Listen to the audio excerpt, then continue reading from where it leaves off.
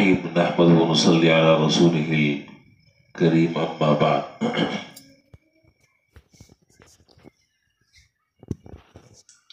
عن ابن عمر رضي الله تعالى عنهما قال أتى رسول الله صلى الله عليه وسلم رجل فقال يا رسول الله أذنبت ذنبا كبيرا فهل لي توبة؟ فقال له رسول الله صلى الله عليه وسلم ألك والدة؟ قال لا. فلك خالة؟ قال نعم. فقال رسول الله صلى الله عليه وسلم فبرها إذن. حضرت عبداللہ بن عمر رضی اللہ تعالیٰ عنہما فرماتے ہیں کہ ایک دفعہ ایک آدمی حضور صلی اللہ علیہ وسلم کی خدمت میں حاضر ہوا اور اس نے عرض کیا کہ اللہ کے رسول مجھ سے بہت بڑی غلطی سرزد ہو گئی ہے،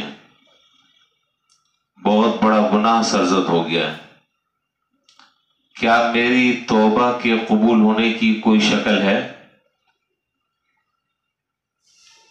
اس پر حضرت صلی اللہ علیہ وسلم نے ارشاد فرمایا کہ یہ بتاؤ کہ کیا تمہارے والدین زندہ ہیں؟ اس نے کہا کہ جی نہیں، وہ تو دونوں وفات پا چکے ہیں۔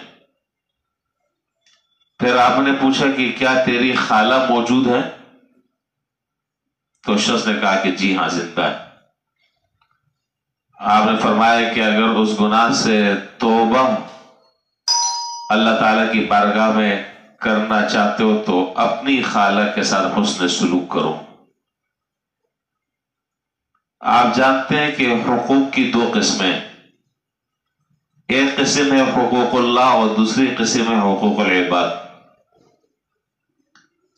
اگر کسی شخص نے اللہ تعالیٰ کا حق ضائع کر کے گناہ کا ارتکاب کیا ہے تو اس کی معافی کی صورت یہ ہے کہ سچے دل سے توبہ کرے اور آئندہ ایسی غلطی کے ارتکاب نہ کرنے کا اللہ تعالیٰ سے پکا وعدہ کریں۔ اس لیے کہ حدیث میں ان العبد اذا اعترف وتاب تاب اللہ علیہ، جب کوئی آدمی اپنی غلطی کا اعتراف کر کے سچے دل سے اللہ تعالیٰ کی بارگاہ میں توبہ کرتا ہے تو اللہ تعالیٰ اس کی توبہ کو قبول فرما لیتے ہیں۔ اور اگر کسی شخص نے کسی بندے کا حق ضائع کر دیا، کسی کا مال چھین لیا، چوری کر لی، کسی کو گالی دے دی، کسی کی غیبت کر لی، کسی کی برائی کی، کسی کی آبرو ریزی کی، تو جب تک کہ اس کی اطلافی صاحب حق سے نہیں کرے گا اس وقت تک اللہ تعالیٰ معاف نہیں فرمائیں گے، چونکہ یہ حق العبد ہے، حق اللہ نہیں ہے، معاف کرانا ضروری ہے۔ بہرحال اصل قانون تو یہی ہے جو ابھی میں نے ذکر کیا۔ البتہ اس حدیث میں حضور صلی اللہ علیہ وسلم نے اس متعلقہ آدمی کو خالہ کے ساتھ حسن سلوک کا جو حکم دیا، در حقیقت دل کی تسلی کے لیے اور دل کی صفائی کے لیے یہ ایک تدبیر تھی۔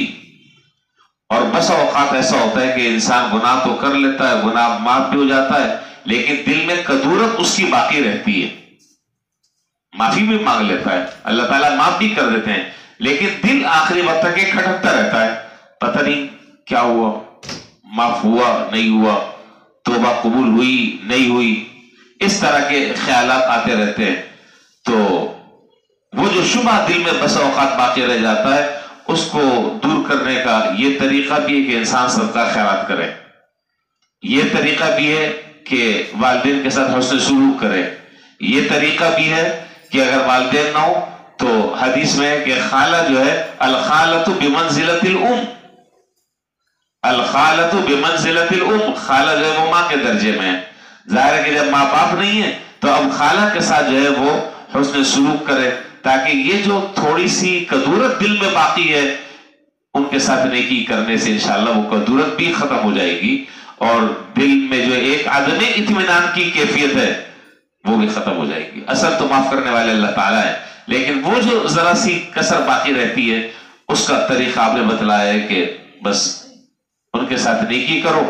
اللہ تعالیٰ کی رحمت سے امید ہے کہ انشاءاللہ اللہ تعالیٰ اس کو بھی معاف فرما دیں گے اور تمہارے دل کو اطمینان اللہ تعالیٰ عطا فرما دیں گے. تو بہرحال والدین جن کے ہیں بڑی اللہ تعالیٰ کی نعمت ہے، اس کی قدر کرنی چاہیے. اور اگر خدا نخواستہ والدین نہیں ہیں تو خالہ اگر ہے تو خالہ ماں کے درجے میں، تو ان کے ساتھ بھی حسن سلوک کرنا ایسا ہی ہے جیسا کہ زندہ والدین کے ساتھ حسن سلوک کرنا، ان کے ساتھ نیکی کرنا. اس لیے ان کی بھی قدر کرنے کی اور ان کی بھی ہر طریقے سے خدمت کرنے کی ضرورت ہے.